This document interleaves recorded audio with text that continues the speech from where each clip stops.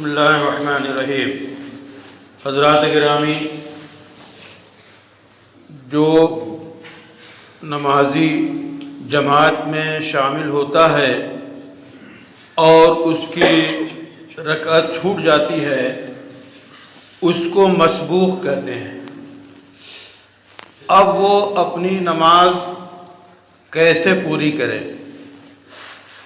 تو پہلی بات تو یہ ہے کہ جب نماز میں جماعت میں شامل ہو رہا ہو تو شامل کیسے ہو؟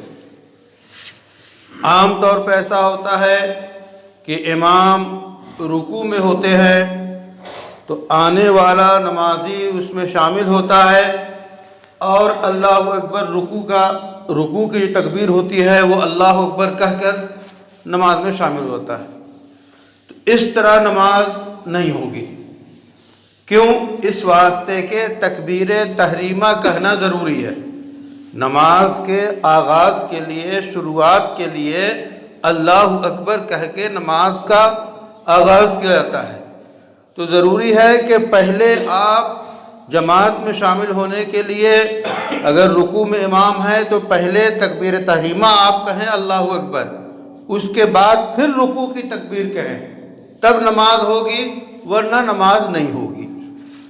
دوسری بات یہ کہ جو رکعتیں آپ کی چھوٹ گئی ہیں، جب آپ قاعدے میں امام کے ساتھ بیٹھیں اور امام جو ہے سلام پھیرے، عام طور پہ ایسا ہوتا ہے کہ دائیں طرف سلام پھیرتے ہی لوگ کھڑے ہو جاتے ہیں اور بقیہ نماز پوری کرتے ہیں، جبکہ یہ طریقہ صحیح نہیں ہے۔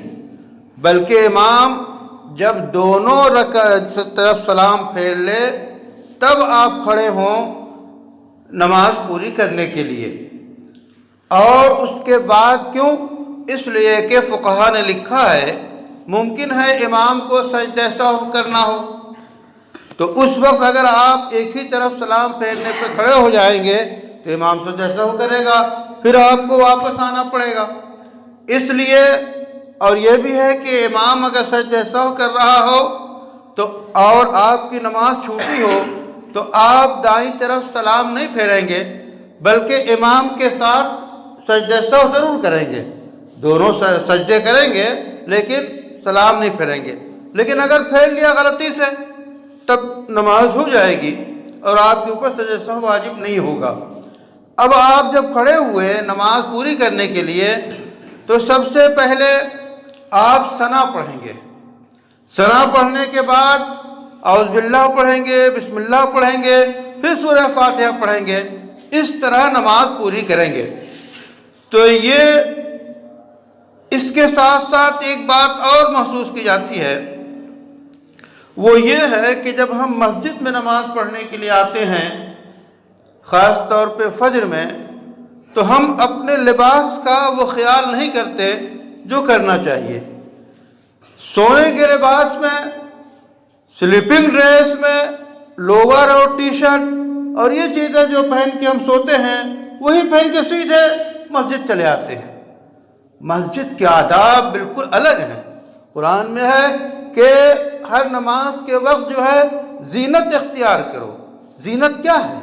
آپ اگر کسی بارات میں جا رہے ہوں، آپ اگر کسی میٹنگ میں جا رہے ہوں، آپ آفس میں جا رہے ہوں، تو کیا لوور اور ٹی شرٹ پہن کے آپ چلے جائیں گے؟